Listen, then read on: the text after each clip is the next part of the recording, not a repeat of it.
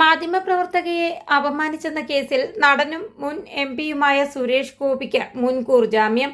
Arrest ചെയ്യുകയാണെങ്കിൽ ജാമ്യത്തിൽ വിട്ടയക്കാനും പോലീസിന് ഹൈക്കോടതി നിർദ്ദേശം നൽകി. നിലവിൽ അറസ്റ്റിനുള്ള സാഹചര്യമില്ലെന്ന് സർക്കാർ കോടതിയെ അറിയിച്ചു. സർക്കാർ നിലപാട് കൂടി കണക്കിലെടുത്താണ് തീരുമാനം. കേസിൽ സുരേഷ് ഗോപിക്കെതിരെ ഗുരുതര വകുപ്പുകൾ കൂടി ചുമത്തിയ സാഹചര്യത്തിലാണ് ഹൈക്കോടതിയെ സമീപിച്ചത്. കരിവന്നൂർ വിഷയത്തിൽ സർക്കാരിനെതിരെ ജാഥ നയിച്ചതിനോടുള്ള രാഷ്ട്രീയ വൈരാഗ്യമാണ് കേസിന് കാരണമെന്നാണ് മുൻകൂർ ജാമ്യാപേക്ഷയിൽ ആരോപിക്കുന്നത്.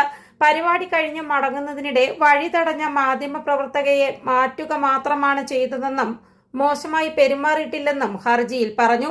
കേസിൽ കോഴിക്കോട് നടക്കാവ് പോലീസ് കുറ്റപത്രം സമർപ്പിച്ചിരുന്നു.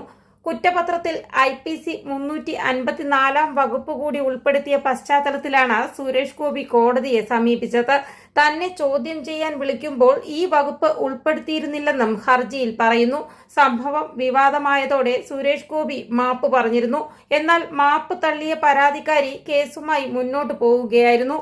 നടക്കാവ് പോലീസാണ് സംഭവത്തിൽ കേസ് രജിസ്റ്റർ ചെയ്തത്. സുരേഷ് ഗോപിക്കെതിരെ ജാമ്യമില്ലാ വകുപ്പുകളടക്കം ചുമത്തിയാണ് കേസെടുത്തത്. താമരശ്ശേരി ചീഫ് ജുഡീഷ്യൽ മജിസ്ട്രേറ്റിന് പരാതിക്കാരി രഹസ്യമൊഴി നൽകിയിരുന്നു. വാത്സല്യത്തോടെയാണ് മാധ്യമപ്രവർത്തകയോട് പെരുമാറിയതെന്നും മാനസിക ബുദ്ധിമുട്ട് അനുഭവപ്പെട്ടിട്ടുണ്ടെങ്കിൽ ക്ഷമ ചോദിക്കുന്നു എന്നുമായിരുന്നു സംഭവത്തിൽ സുരേഷ് ഗോപിയുടെ പ്രതികരണം. News desk India today.